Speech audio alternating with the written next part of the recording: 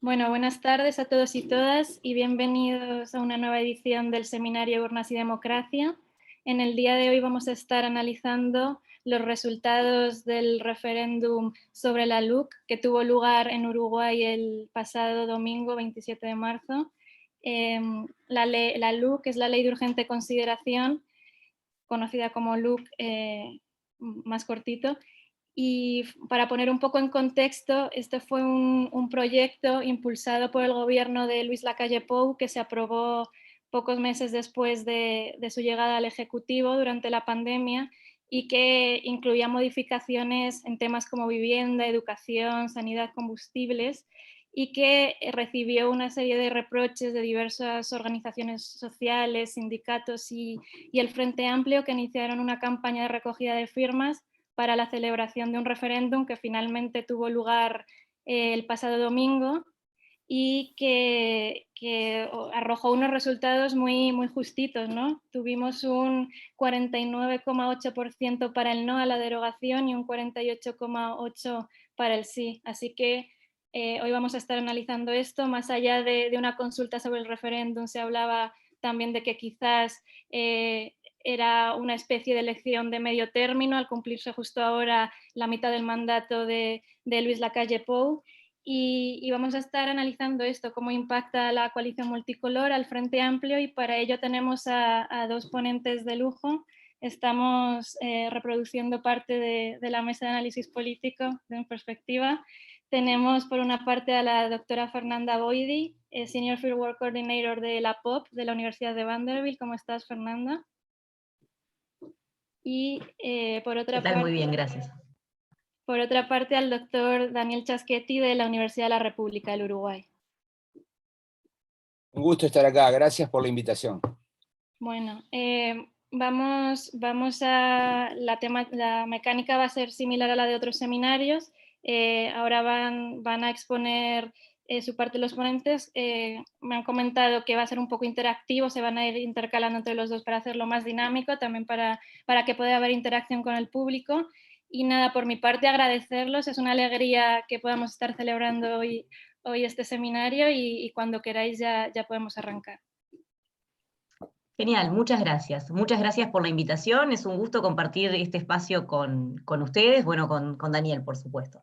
Nos coordinamos para hacer una breve presentación de los antecedentes, para ponerlos en contexto sobre estas dos instituciones que están presentes en el tema de la Ley de Urgente Consideración que acaba de mantenerse en Uruguay, el mecanismo de urgente consideración y el mecanismo del referéndum. Entonces yo voy a comenzar hablándoles un poquito del contexto de la urgente consideración, para después darle la palabra a Daniel, que les va a contar sobre esta iniciativa de democracia directa. Entonces, Castelar les adelantaba. En las elecciones del año 2019, las elecciones generales, no se lograron mayorías absolutas que habilitaran una presidencia automática, tuvimos un balotage. Entonces entre la elección general y la segunda vuelta o balotage se produce un acuerdo que se llama Compromiso por el País entre los 5 partidos que hoy tienen representación parlamentaria, que no son el Frente Amplio, digamos. Liderado por el hoy presidente Lacalle, se hace un acuerdo programático y electoral que es suscrito por representantes de todos los otros partidos políticos, y que garantiza una serie de medidas a las cuales los otros partidos se comprometían a apoyar en el legislativo. Y en ese momento ya se comienza a hablar de una ley de urgente consideración. Fue incluso parte de la campaña. Se empieza a trabajar en este documento bajo el mandato del Partido Nacional, y en abril del 2020, poco después de comenzada la pandemia, el documento se presenta al Parlamento. Es un documento que previamente había sido compartido con todas las fuerzas políticas, o sea, no se había presentado oficialmente al Parlamento, pero en el mes de enero había sido remitido a todos los líderes partidarios. No es la primera ley de urgente consideración, pero es una ley de urgente consideración muy inusual, por la cantidad de artículos que tenía, y por supuesto por el tiempo de pandemia, lo que le valió muchas críticas, ¿no? Las críticas con la presentación de la ley, en ese momento tenían que ver con lo inoportuno debido a la pandemia, con la extensión del documento y con la diversidad de su contenido. algunas cuestiones que tienen que ver con este mecanismo. El mecanismo urgente de consideración está vigente, es posible utilizarlo a partir de la reforma constitucional del 67. Y en realidad lo que hace este mecanismo es otorgarle al presidente la potestad de declarar una ley de urgente consideración. ¿Y eso qué significa? Bueno, acelera ciertos plazos en el Parlamento. Esto corresponde para las leyes que puede presentar el presidente, y lo que hace entonces es obligar al Parlamento a tomar una de 4 acciones. O quitar la declaración de urgencia, para lo que se requiere una supermayoría, se requieren 3/5, aprobarla, rechazarla o modificarla. Ahora, ¿qué sucede?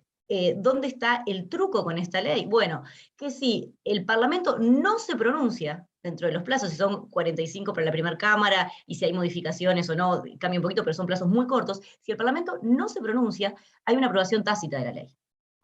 Entonces hay una cuestión de contrarreloj de que se necesitan acuerdos para oponerse o por lo menos modificar esto. Y esto fue lo que efectivamente sucedió. De hecho, nunca una ley de urgente consideración fue aprobada de modo tácito. Y para contarles estas particularidades del mecanismo y este proceso, me estoy apoyando en un paper que aún no está publicado, que generaron los colegas Diego Luján y Gonzalo Puig en el marco de un proyecto que se llama La Máquina de Aprender, que yo co-coordino, o sea que en un par de meses vamos a estar presentando todos estos resultados también. Ahora, ¿qué pasa con la declaratoria urgente de conciliación? Tiene algunas limitaciones para que no pueda ser la esencia de la legislación durante un periodo de gobierno. El Poder Ejecutivo no puede mandar más de un proyecto en simultáneo, entonces si se cumplen todos los plazos, se supone que no podrían ir más de 3 años, y hay más de 3 por año, perdón, y hay ciertas prerrogativas que están excluidas de que se les aplique esta declaratoria, y tiene que ver con el presupuesto y aquellas instancias que requieren supermayoría. Como yo les decía, esta ley se aprueba, el mecanismo se introduce en la reforma del 67, que hace que el Ejecutivo vuelva a ser unipersonal, y con el espíritu de otorgarle cierta fortaleza, cierta capacidad de coordinación y eficiencia a un poder ejecutivo. Nosotros veníamos, por supuesto, de un ejecutivo colegiado. Todos los presidentes post-dictadura han aplicado esta ley. La tasa de aprobación es más o menos de un 70%. Como les decía hace un minuto, nunca se aprobó tácitamente, sino que siempre ha habido discusión parlamentaria. Y la extensión y los temas han variado mucho. La ley del presidente Lacalle no es la primera ley de urgente consideración ómnibus, que incluye muchos temas. Hubo algunas previas, pero ninguna había tenido tantos artículos ni tantos temas. Entonces, en ese sentido, es única, ¿sí? Y eso hace que también haya sido tan controvertida. La ley pasó porque la coalición ha funcionado, la coalición de gobierno encabezada por el presidente Lacalle, ha funcionado muy articuladamente en el Parlamento, en todo lo que tiene que ver con los temas que estaban dentro del compromiso. Hay desacuerdos en temas que no son parte de este compromiso, pero en relación a este compromiso ha habido absoluta lealtad institucional de parte de todos los partidos, cosa que no todos los analistas esperábamos a priori, teníamos dudas, cuando menos. Y entonces la ley se aprobó. De hecho, muchos artículos fueron votados, discutidos, incluso modificados con contribuciones de la oposición del Frente Amplio, pero con independencia de los deseos del Frente Amplio como bloque, la ley iba a pasar de todos modos. Y eso fue lo que efectivamente sucedió. Con el tiempo, el malestar o la incomodidad hacia la ley se transformó en una campaña de recolección de firmas que culminó en el proceso del domingo, pero ahora le voy a dar la palabra a Daniel para que les cuente sobre este otro resorte institucional. Bueno, en primer lugar, gracias por la invitación y un placer compartir con Fernanda. Una de las características de la democracia uruguaya es la existencia de mecanismos de democracia directa, que conviven con el formato representativo, ¿no?, del sistema. Los mecanismos de democracia directa de Uruguay son 2, y los 2 tienen la misma característica, son bottom-up, ¿no? Son mecanismos que se activan a partir de bueno, de iniciativas que no tienen que ver con el gobierno. A diferencia de otros sistemas políticos donde el mecanismo de referéndum lo activa el gobierno, en Uruguay no.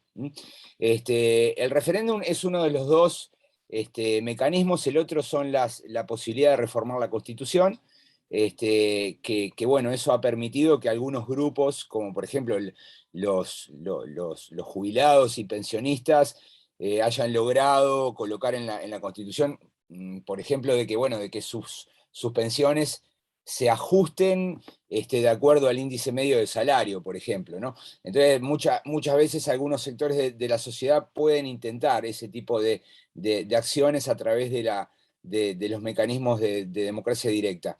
El referéndum en realidad es un mecanismo que se aplica contra las leyes que aprueba el Parlamento.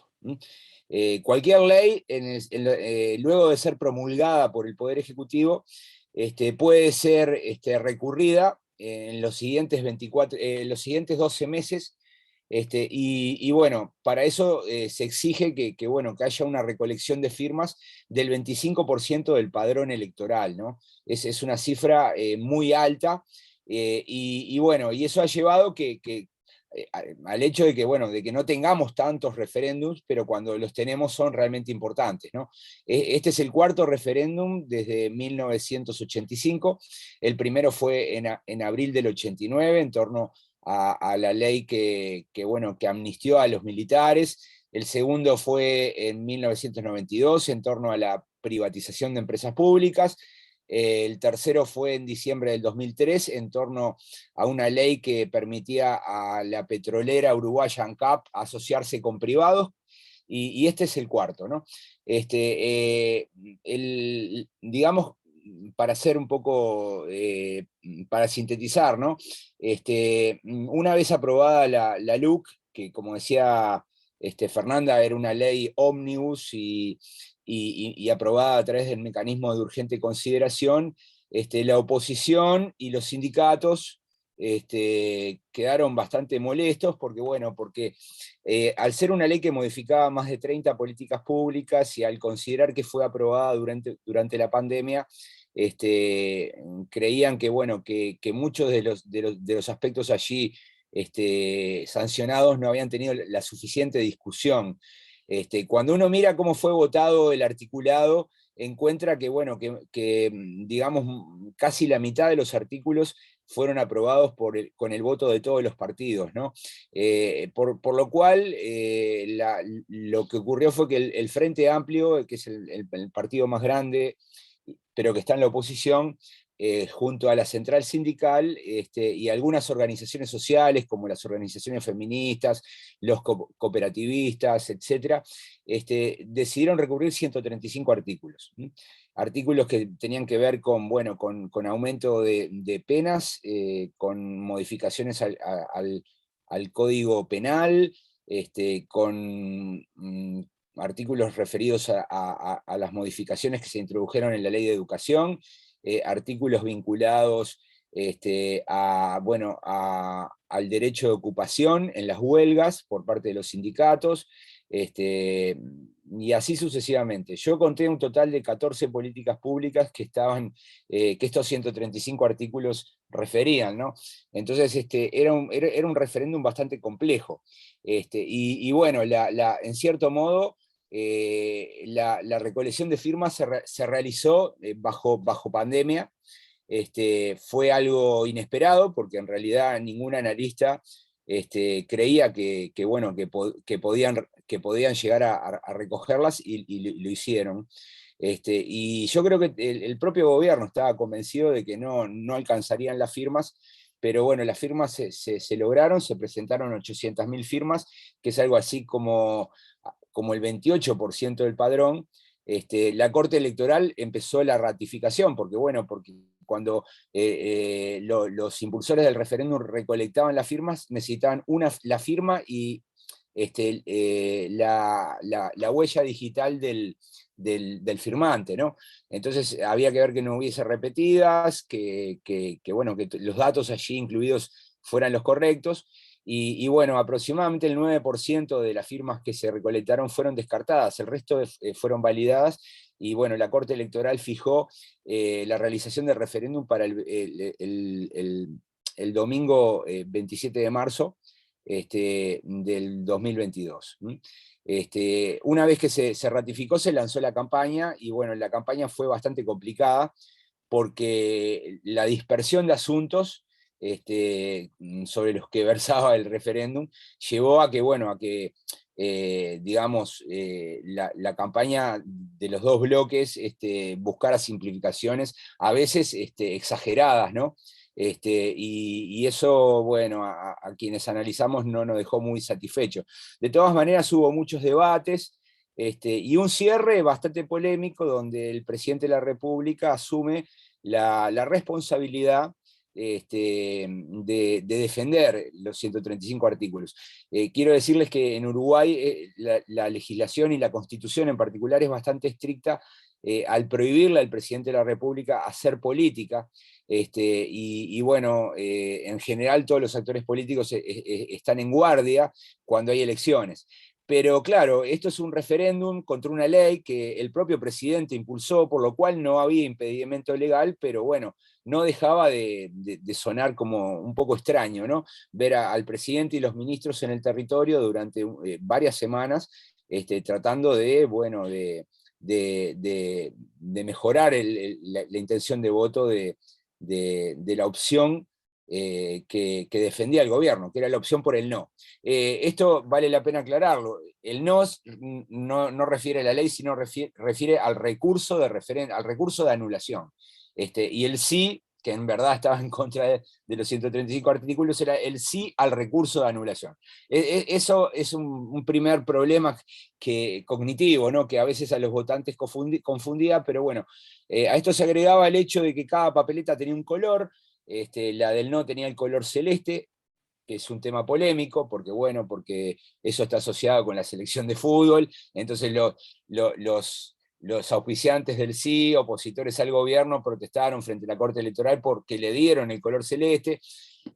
La papeleta del sí estaba asociada al color rosado, y bueno, la campaña fue bastante complicada, pero bueno, finalmente se llegó a la elección del domingo con unas encuestas, Fernanda, corregime si me equivoco, que básicamente lo que mostraban era una leve ventaja del no, pero en general hacían presagiar un escenario parejo, ¿no? Y finalmente ese escenario se dio en esos términos, ¿no? Sí, así es. Clarísima la exposición, Daniel. Solo agregaría que fue una campaña muy compleja por la complejidad, a todo lo que vos dijiste, ¿no? Con lo que concuerdo. Por la complejidad de la ley, de lo que estaba en juego, eran muchos temas, entonces hubo muchos indecisos, y eso lo mostraban las encuestas durante mucho tiempo, y los indecisos eran de perfiles distintos. Había el indeciso típico, desinteresado, desvinculado de la política, que no seguía las noticias, y que entonces sabía que había algo, pero no sabía muy bien ni a qué color, digamos, ni a qué opción correspondía a qué papeleta, ni qué significaba el sí ni el no, que ya de por sí era confuso, como explicó Daniel. Pero también había un indeciso votante sofisticado, que podía estar de acuerdo con unas provisiones, pero no con otras de la LUC. Entonces, para los analistas también fue un desafío grande poder pasar raya e intentar entender primero para predecir después qué era lo que iba a suceder.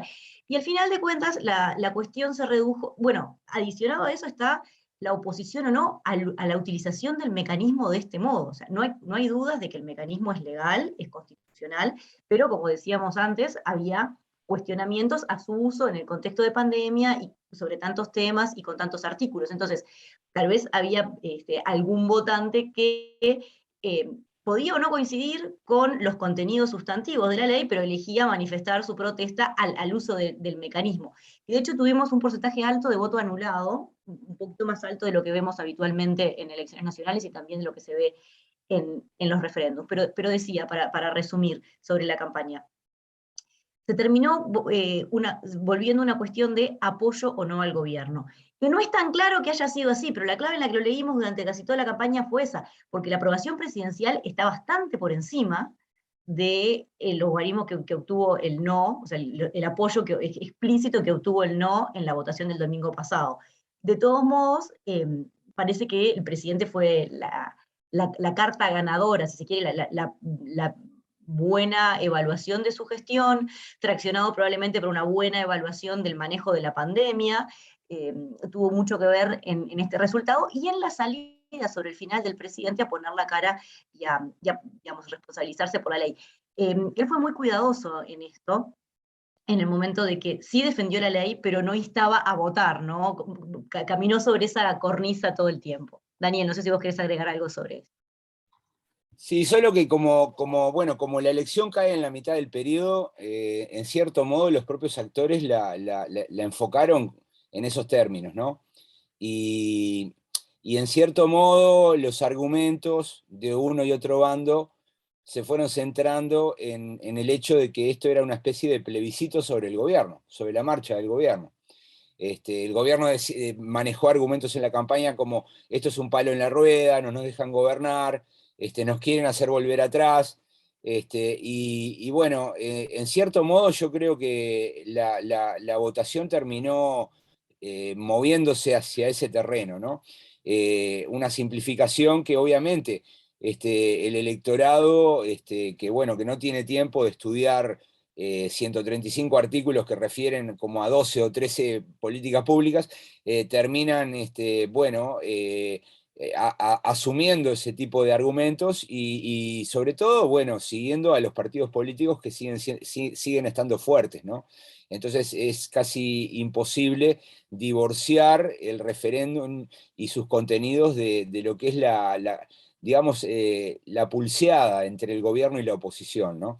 Entonces, si querés, Fernanda, podemos empezar a analizar el resultado. Quiero compartir un gráfico, que es el único que voy a compartir. No sé si tengo permisos. Creo que sí. Sí, me parece que... A ver, sí. Sí. Acá está el gráfico. Me parece que es relevante compartirlo porque, digo, sobre lo que hay que pensar son los números que Castellar daba al comienzo de esta sesión, donde se muestra, por un lado, está la elección de noviembre del 2019, la segunda vuelta. El naranja aparece la candidatura de la calle Pou y su coalición, que, bueno, que logran el 50% de los votos, y en azul aparece la candidatura de Daniel Martínez, y por tanto del Frente Amplio, que logra el 48,4%. Si comparamos ese resultado con el resultado del domingo, vamos a encontrar de que tenemos un escenario prácticamente congelado, ¿no? O sea, donde las preferencias se han movido poco y que bueno, que en verdad nos lleva nos obliga, bueno, a reflexionar sobre la situación del país, ¿no? Porque en el medio pasaron cosas. Pasó la pandemia, bueno, pasó la LUC, pasó una caída bastante fuerte de la economía, pasó, bueno, un manejo de la pandemia bastante bueno del gobierno, donde logró vacunar a un ritmo increíble, colocando al país entre los estados que mayor proporción de ciudadanos vacunaron. Pero bueno, también tenemos un deterioro en algunos indicadores sociales, con un poco de aumento de la pobreza, de la desigualdad. Pero bueno, en el medio pasaron cosas, y sin embargo, bueno, las preferencias no se movieron, por lo cual me parece que tendríamos que arrancar el análisis desde este punto de vista, ¿no? Entonces, no sé, Fernanda, si querés arrancar. Sí, seguro. Como decía Daniel, es una foto casi calcada de la distribución de preferencias expresadas en las urnas en estas dos instancias. Y es sorprendente porque realmente pasaron muchas cosas. También es verdad que esta distribución a nivel nacional oculta algunos pequeños cambios que se dan a nivel de los departamentos, de las 19 divisiones administrativas que tenemos en Uruguay, donde en realidad el no ganó en 16 de estos, y el sí prevaleció claramente en Montevideo, en Canelones, el área metropolitana, y en uno de los departamentos del litoral, en Paysandú. Entonces, hay algunos cambios, pero en realidad, incluso cuando vemos a nivel departamental, también se mantienen esas cuestiones respecto de dónde predominan cada uno.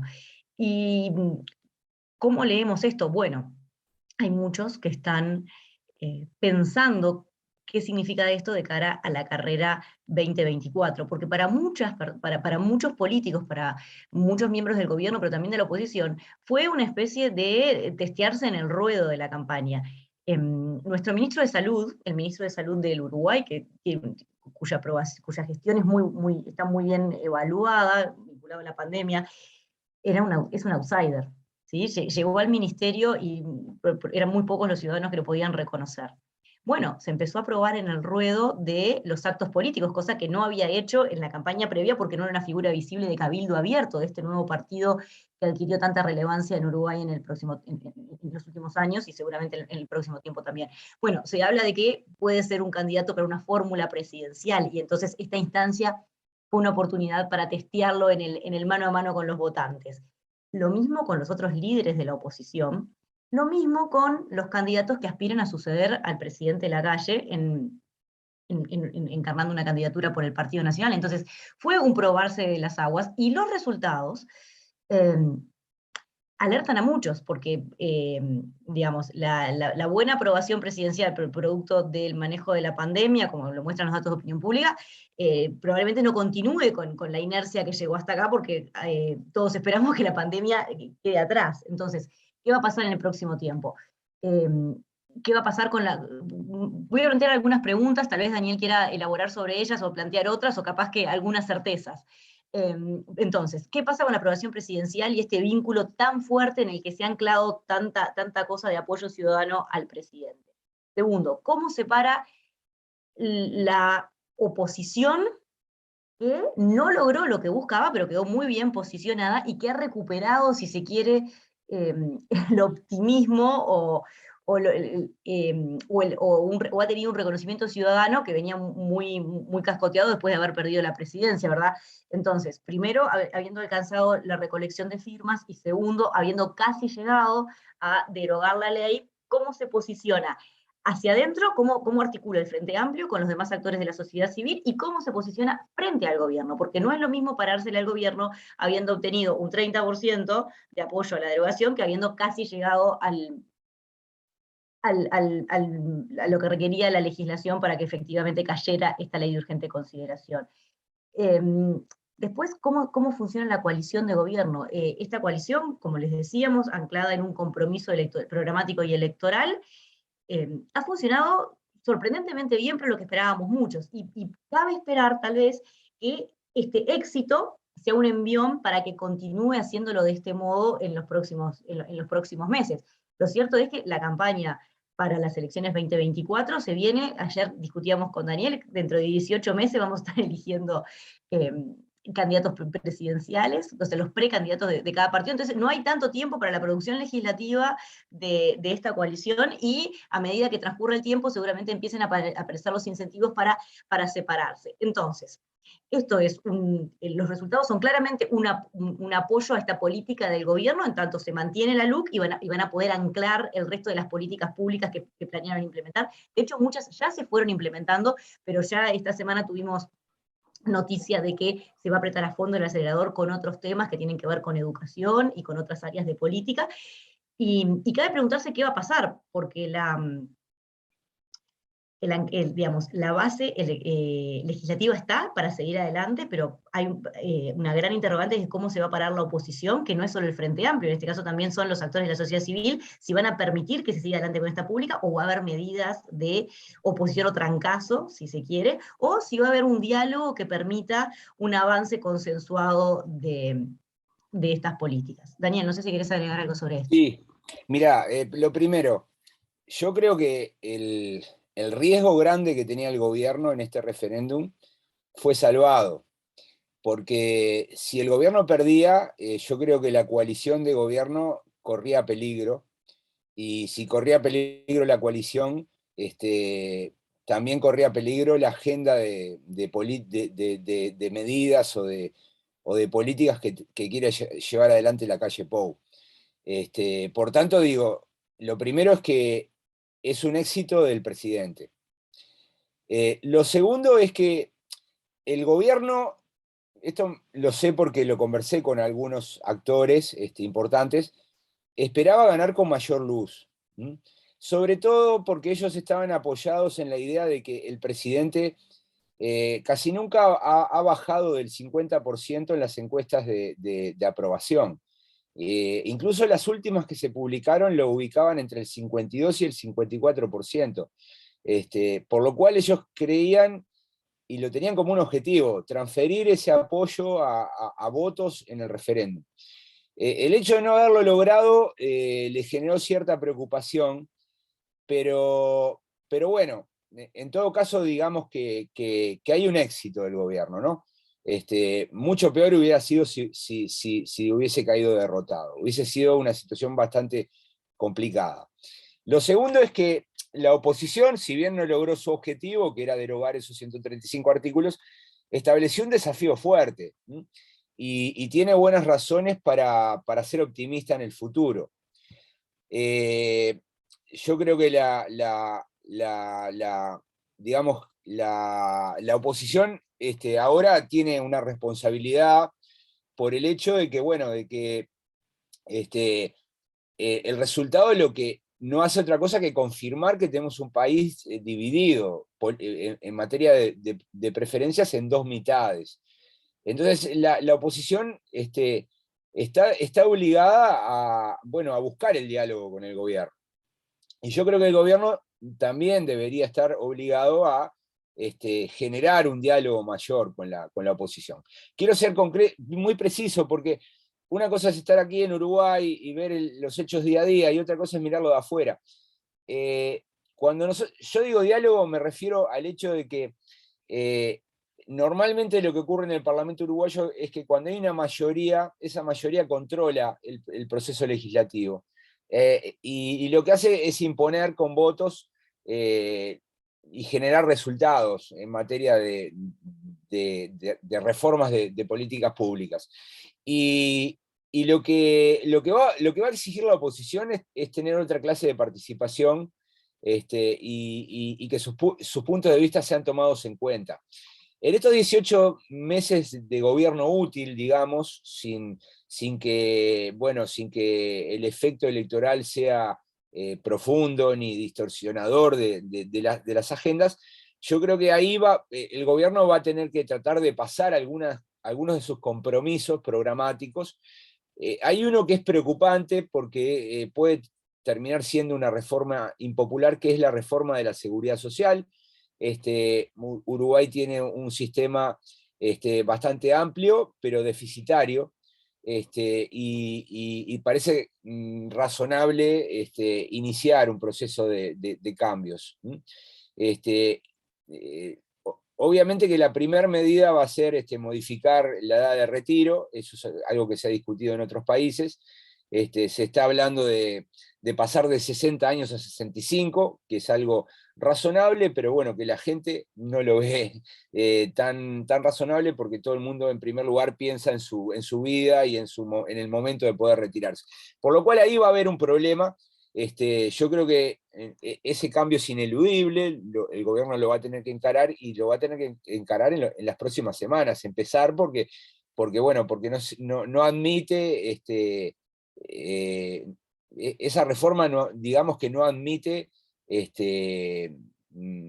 postergación y que se procese muy cerca de la elección, porque supondría un costo. Yo creo que en ese sentido ahí el gobierno debería buscar negociar con la oposición de manera de que el costo sea pagado por todos. Pero bueno, es algo que es difícil de prever, porque bueno, todos van a estar sacando cuentas, ¿no? Lo segundo que me gustaría decir es que dentro del gobierno lo ideal sería que la coalición compareciera unida en la elección siguiente, ¿no? Pero nosotros tenemos un sistema electoral que impide eso, no es como Chile o como Brasil, ¿no? donde los partidos pueden participar de una elección sin presentar candidatos presidenciales, ¿no? En Uruguay todos los partidos están obligados a presentar candidatos presidenciales, por lo cual, para participar de la elección legislativa hay que también presentar un candidato presidencial. Esto obliga necesariamente a que la coalición, se desarme, ¿no? Para poder competir. Y lo que los analistas estamos previendo es que eso va a ocurrir recién en el año electoral, ¿no?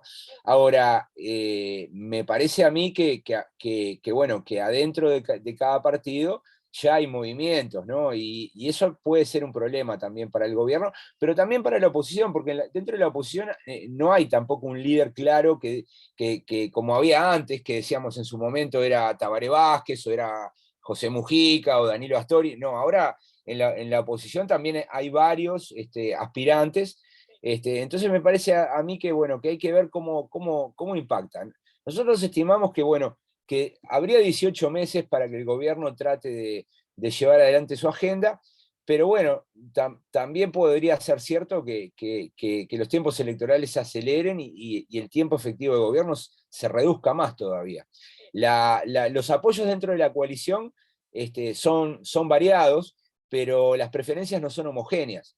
Desde sectores que aspiran a reformas liberales de la economía, hasta sectores como los vinculados a Cabildo Abierto, que es un partido nuevo, liderado por Guido Manini Ríos, que es un ex comandante del ejército, que es una persona de derecha, pero que en materia económica tiene un pensamiento que no es liberal, sino más bien intervencionista, proteccionista.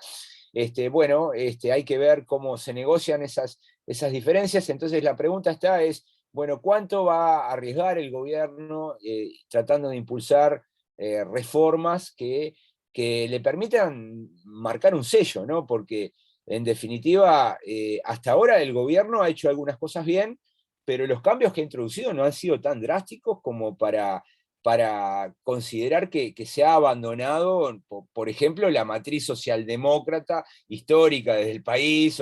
Esto está lejos el gobierno de centro-derecha de Uruguay está lejos de ser un gobierno como de los años 90, que eran bastante más arriesgados y que intentaban reformas más audaces, ¿no? Entonces la pregunta es si se conforma con esto el Partido Nacional, que es el principal actor, y la coalición, o si van a tomar riesgos. Y esa es una gran duda, porque tomar riesgos podría suponer comprometer el resultado electoral de 2024.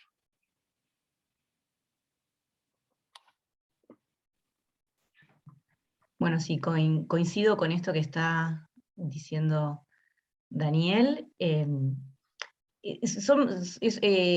escenario que plantea la LUC es al mismo tiempo esperanzador y complejo tanto para gobierno como para oposición, en sus cálculos electorales y en la cuestión operativa del día a día. Entonces, en este momento estamos como orejeando las cartas, como decimos por acá, para ver qué es lo que va a pasar. Tal vez ustedes tengan preguntas o comentarios que nos ayuden a orientar la próxima parte de la exposición. Sí. Yo os quería preguntar cómo consideráis el papel del presidente durante la campaña del referéndum. Sobre también el discurso que dio en la conferencia de prensa esta que tuvo unos días antes de la consulta, y también sobre las palabras que tuvo cuando arrojaron recién los primeros resultados.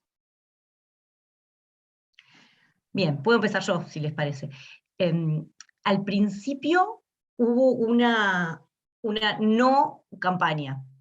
Sobre todo hubo una intención deliberada de no dejar entrar el tema en la agenda. Cuando se empezaban a recolectar las firmas, que se proponían debates, y la respuesta en bloque del gobierno, entendiendo por gobierno a toda la oposición, era ignorar completamente el tema. En el convencimiento de que no dando espacios se limitaba la capacidad de que se le prestara atención a este tema, y al mismo tiempo con una actitud casi de confianza de que no se iba a llegar al número de firmas necesario. Entonces la posición pública era, bueno, si se llegan a las firmas hablaremos, pero por ahora la ley se mantiene. Y de hecho se empezaron a a tomar acciones para implementar algunas de las políticas que estaban amparadas justamente en la LUC. Uno de los ejemplos más claros y más visibles es la portabilidad numérica. En Uruguay, los titulares de líneas de celulares no podían conservar su número telefónico al cambiarse de proveedor hasta que fue habilitado por la LUC. Y esto tenía implicaciones, digamos, en la palestra pública tenía como dos tipos de implicaciones. Por un lado, la cuestión conceptual de las libertades y demás, de quién es el dueño del número, etcétera, que se enmarca como la discusión más global sobre acceso a datos personales y códigos de identificación y demás, pero por el otro lado estaba un tema que es muy caro a los uruguayos, que es las empresas públicas, porque el proveedor de servicio celular más grande del país es Antel, que es una empresa del Estado. Entonces, parte de los cuestionamientos eran, bueno, lo que se busca en realidad es desmantelar a la empresa pública y favorecer a los operadores privados. Y tal vez deliberadamente o no, las habilidades técnicas para que se produjera este cambio y se habilitara la portabilidad numérica sucede en el medio de la campaña, una vez que se habían recolectado las firmas, con una ofensiva muy fuerte de la empresa estatal, que hasta ahora, 2 meses después que se habilitó, 2 o 3 meses después, corregime Daniel, que se habilitó la portabilidad numérica, hace que haya sido la más exitosa en cuanto a retención y atracción de nuevos afiliados. Entonces, en algún sentido, el gobierno utilizó los efectos de la LUC a favor de la campaña de la LUC. Había un argumento muy fuerte que es, hasta ahora todo lo malo que decían quienes critican la LUC no ha sucedido, y va 1 año y medio de operación, y por el contrario se mostraban algunos efectos que eran considerados positivos, como para respaldar la idea de que la LUC era una ley buena para el país. Otro de los argumentos tenía que ver con la disminución de los reportes vinculados al crimen. Y ahí toda la discusión sobre, bueno, ¿es la pandemia, porque esto es un tema que vemos a nivel global, o es efectivamente una mejor gestión desde el Ministerio del Interior, desde las fuerzas policiales, amparado en algunas provisiones de la LUC? Y también era una discusión muy gris, porque algunas de esas cuestiones que habilitaban a la policía a hacer más cosas, venían desde antes de la LUC, otras no estaban contempladas dentro de los 135 artículos que se quería derogar.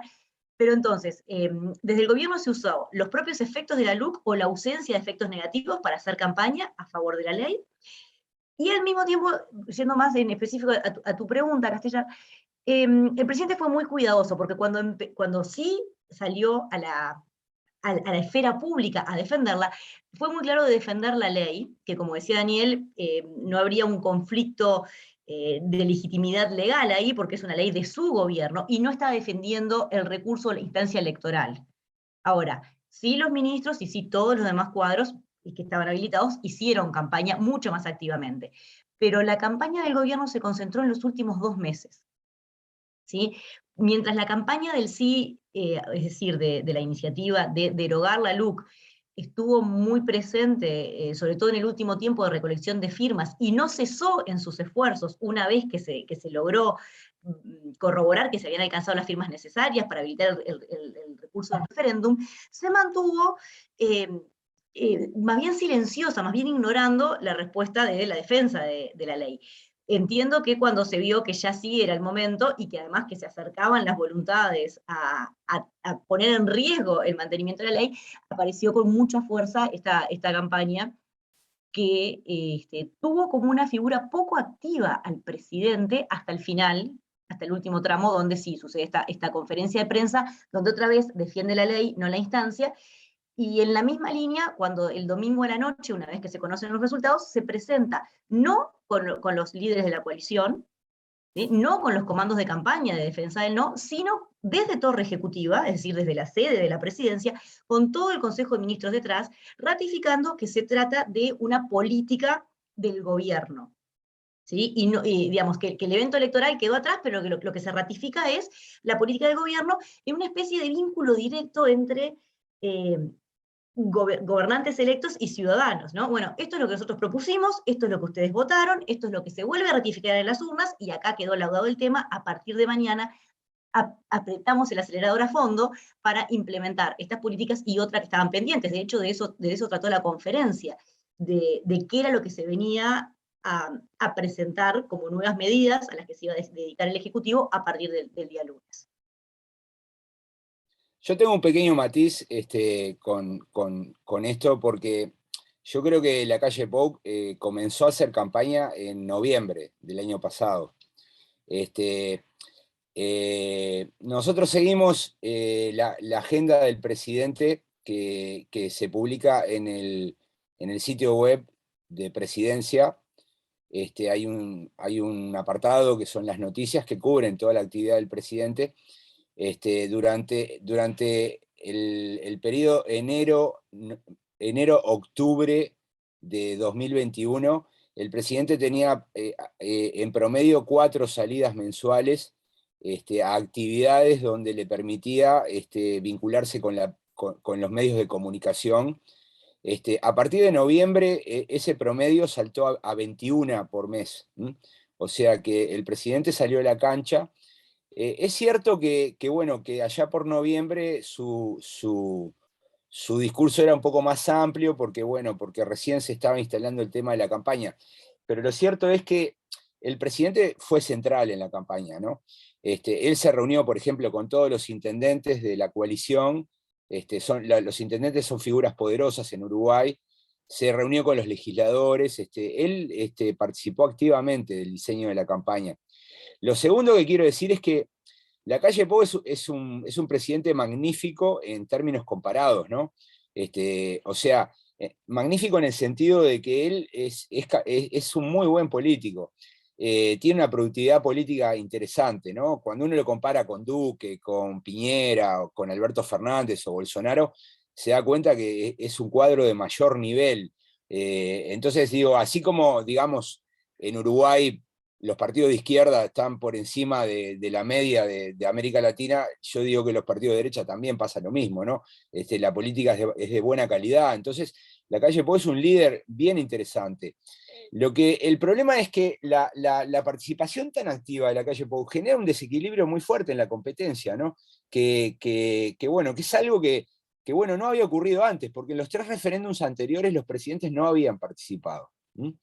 Es cierto que si participaban era para empeorar, porque no se trataba de presidentes que en ese momento fueran populares, ¿no?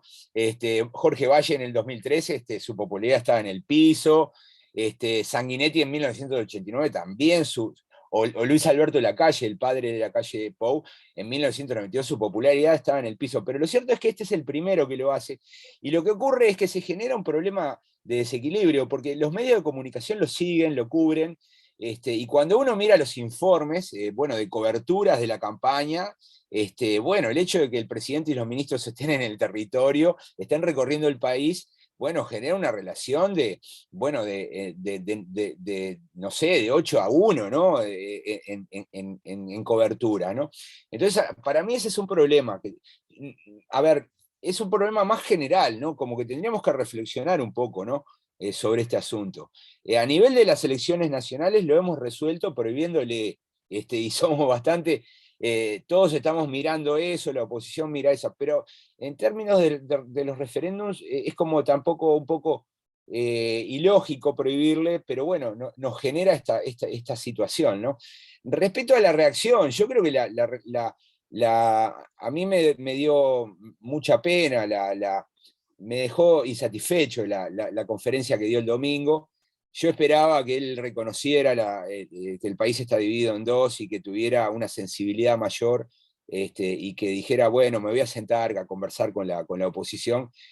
Alguno de sus socios lo manifestó, Manini Ríos lo dijo, tenemos que tomar nota de este resultado. La calle Pou dijo, no, vamos a seguir hablando en el Parlamento, pero en el Parlamento tiene mayoría el gobierno y puede, a través de la ley, la regla de la mayoría, puede salirse con la suya. Entonces,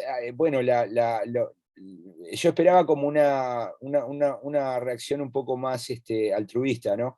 Y no tan centrada en el cálculo inmediato, pero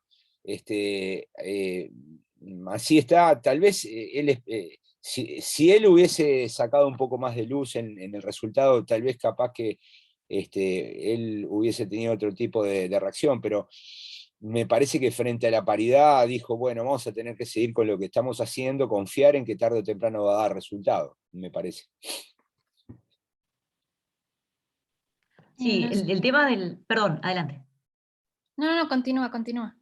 Solo agregar que respecto al tema del diálogo, de la posibilidad de construcción con la oposición, y lo hemos discutido con Daniel y con otros colegas en otros espacios recientemente, es complejo, ¿no? Porque todos alaban el diálogo como un valor positivo, todos lo reconocemos como un valor de la democracia, pero al mismo tiempo... somos al menos yo soy más bien escéptica sobre la posibilidad de un diálogo que pueda concretarse en acuerdos. O sea, podemos dialogar. De hecho, el presidente ha reconocido que tiene un mejor vínculo personal con el actual presidente del Frente Amplio que el que tenía con anteriores y demás.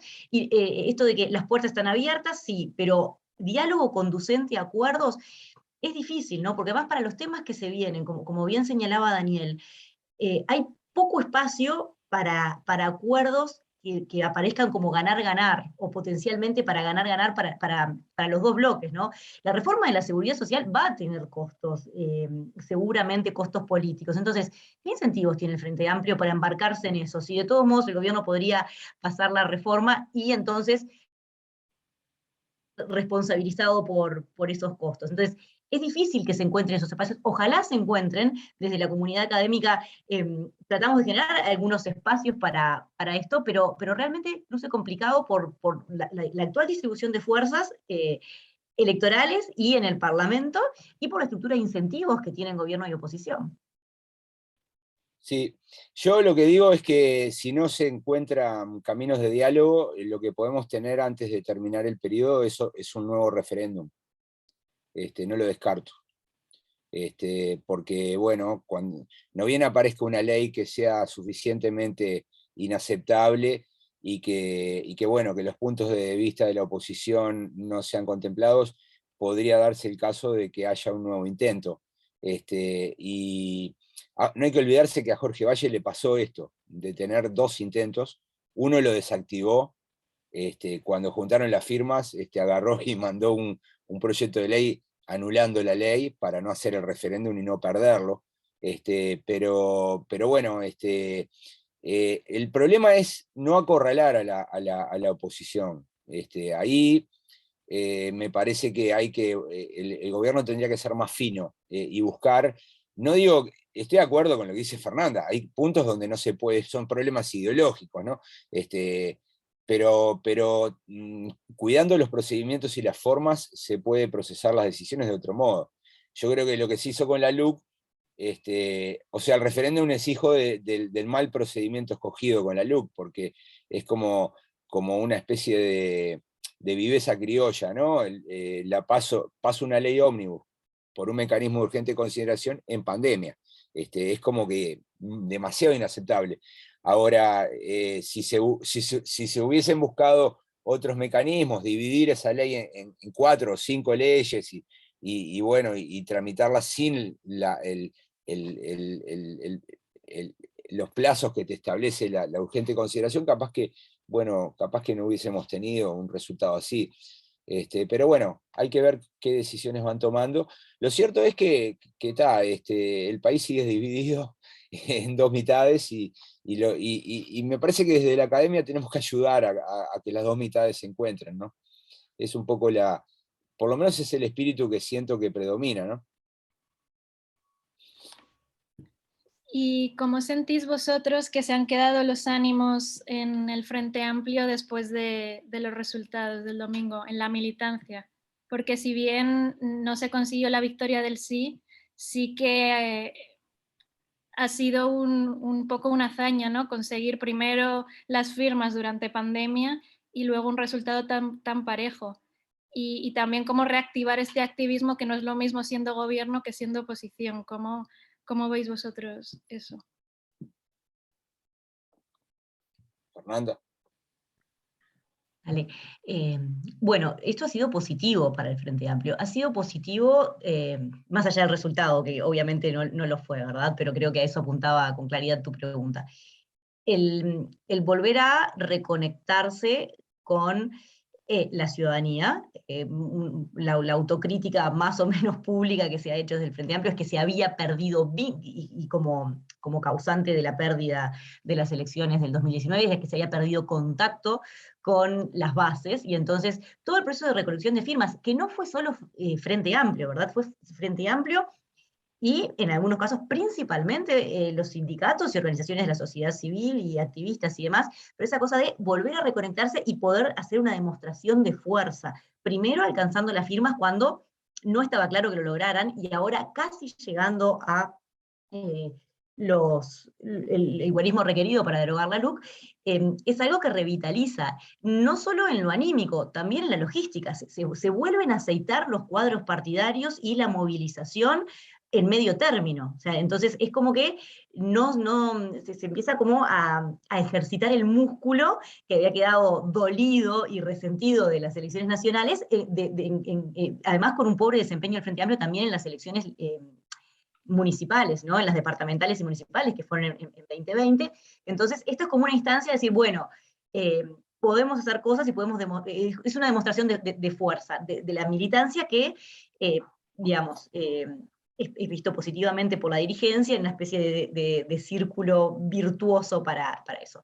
Claro, queda la frustración también, porque se intentó, pero no se llegó, y entonces quedan interrogantes sobre, bueno, cuáles son los caminos, cuál es el rol de la dirigencia. No todos los dirigentes estuvieron igualmente involucrados en la campaña. Al principio había algunos que ni siquiera estaban del todo convencidos que este era el camino. Después, con el liderazgo de Fernando Pereira, que además es el presidente del Frente Amplio, pero que viene de una muy larga trayectoria en la vida sindical, parece que se acomodan las cosas. Hay que ver cómo se utiliza esta acumulación desde dentro del Frente Amplio para una planificación electoral 2024.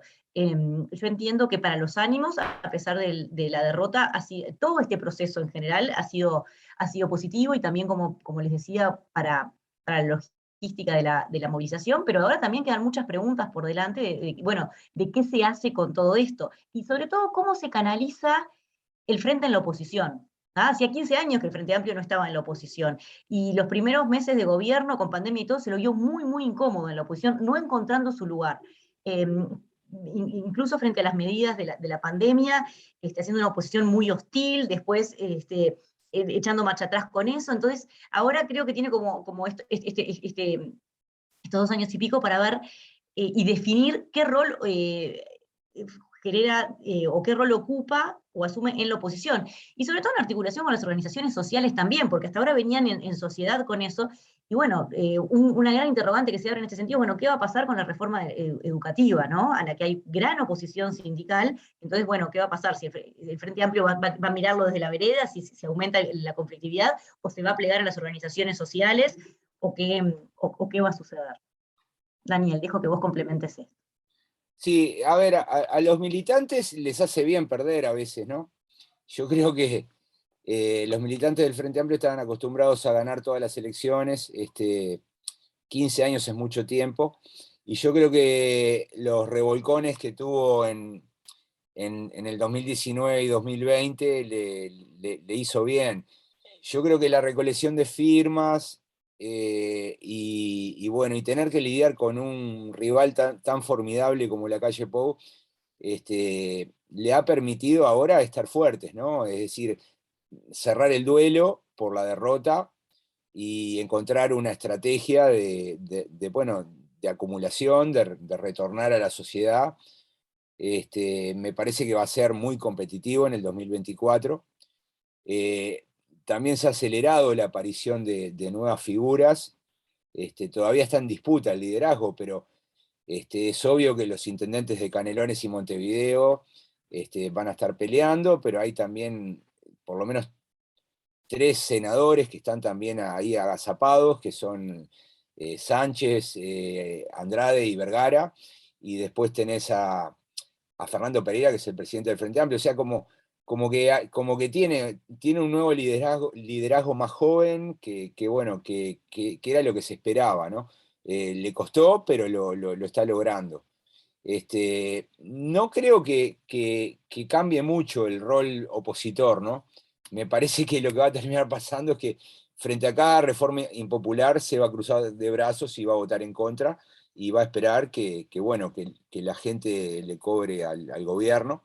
Eso es como el incentivo inmediato que va a tener, a menos que la calle Pou esté dispuesto a ceder en algo, ¿no? O sea, para compartir costos hay que generar una plataforma donde, bueno, se le termina reconociendo el acto patriótico de contribuir, y eso no creo que la calle Pou lo haga. Entonces me parece que la dinámica va a ser esta: el gobierno va a pasar algunas reformas, con sus votos en el Parlamento, el Frente Amplio las va a criticar, y bueno, y si está demasiado arrinconado, hasta puede empezar bueno, yo diría, a amenazar con otros referéndums, ¿no? Pero me parece que va a ser como decimos acá, de palo y palo hasta el proceso electoral. No sé si alguien del público tiene alguna pregunta. Estamos teniendo ahora un evento en paralelo. Lo bueno es que como queda grabado, luego lo van a poder consultar. No sé si hay alguna pregunta.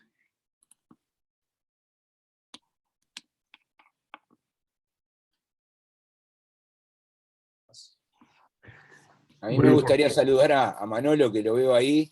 Porque que no hace quede, mucho porque no quede. que no lo veo, que lo extraño, y que bueno, que si todo sale bien este año voy a andar por Salamanca, así que ya Claro tendremos que sí, tiempo. genial, aquí te recibiremos, como te mereces. Y si no veo mal, es mi amigo Scott. Claro, Así es. Scott. Qué grande, Scott.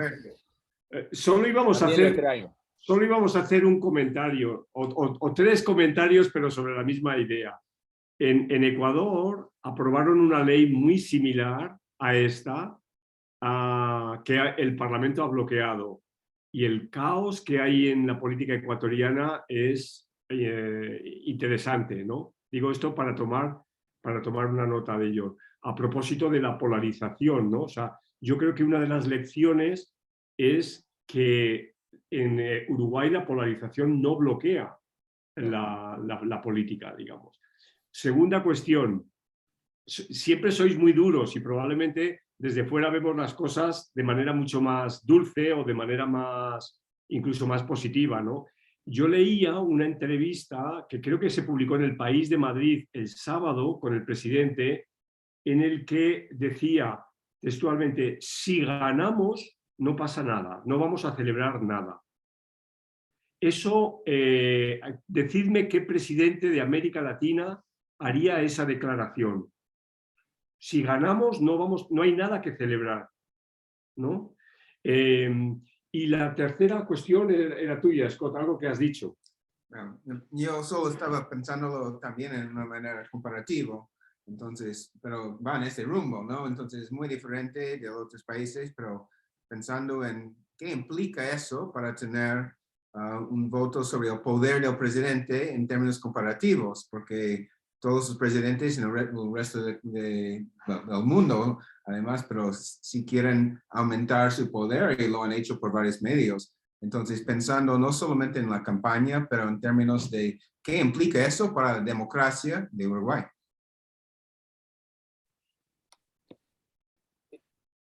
A ver, a mí me parece que en realidad la calle Pou es un político republicano, liberal, ¿no? Está anclado en en la tradición uruguaya de los partidos tradicionales. Hay cosas en las que se parece a su padre, hay cosas en las que se parece a Sanguinetti, y hay cosas que son originales de él, ¿no? Yo estoy de acuerdo, yo cuando miro en términos comparados, la calle Pou se destaca. Pero claro, vivo en Uruguay, ¿no? Trabajo para una universidad pública y mi salario viene cayendo, entonces a veces me enojo con el presidente, pero creo que ustedes tienen razón. La forma de hacer política en Uruguay y el enfoque que tienen los partidos políticos uruguayos es muy buena, y me parece que eso lo que consigue es consolidar la democracia y aceptar que, bueno, que hay un solo juego, ¿no? En only game in town, ¿no? Entonces eso está clarísimo, ¿no? Sí, sobre eso creo que hay acuerdo entre todos los académicos y también entre todos los políticos. Estos niveles fuertes de confrontación, fuerte para lo que estamos acostumbrados los uruguayos, como bien ponía Manolo en perspectiva, se suceden en la campaña, sí nos preocupan en algunas instancias, pero lo cierto es que el diálogo, la interacción y el vínculo humano entre los políticos se sigue dando. Los parlamentarios de todos los partidos políticos tienen relaciones cordiales en el Parlamento, siguen haciendo cosas juntos, hay iniciativas que son transversales a todos los partidos que se dan en el Parlamento y también fuera de él. Entonces, está bien, hace bien el llamado de atención de ustedes, porque nosotros tendemos a ser hipercríticos, porque además estamos poniendo el foco en esto, pero sí alejamos el zoom y vemos el funcionamiento de la política uruguaya en general, pero además el funcionamiento de la política uruguaya en el contexto regional, sigue siendo una democracia muy saludable, como atestiguan todos los indicadores que conocemos, ¿no? Yo diría que en el único lugar donde estamos viendo polarización fuerte es en las redes sociales. Sí. Es muy divertido, porque uno se queda en su casa y mira Twitter y piensa que Uruguay parece Argentina, porque es tremenda las cosas que se dicen. Sin embargo, cuando uno sale a la calle y va a una plaza, va a ver que están los militantes de uno y otro partido y que se llevan perfectamente, se sacan fotos juntos, y entonces a mí me parece como bueno, como que todavía estamos a tiempo de mantener este juego y mantener este tipo de forma de resolver los asuntos públicos, ¿no? Y hay que cuidarlo, y eso me parece que estamos todos de acuerdo, ¿no? De acuerdo, gracias.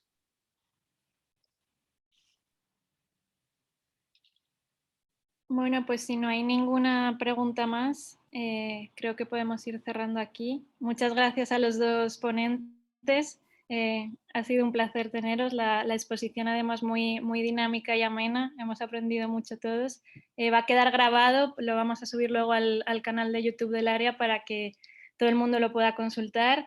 Y nada, gracias nuevamente a los dos y a todos los asistentes. Gracias a ustedes, un gusto compartir este rato. Gracias, Fer. Gracias, Scott, Manolo. Chao.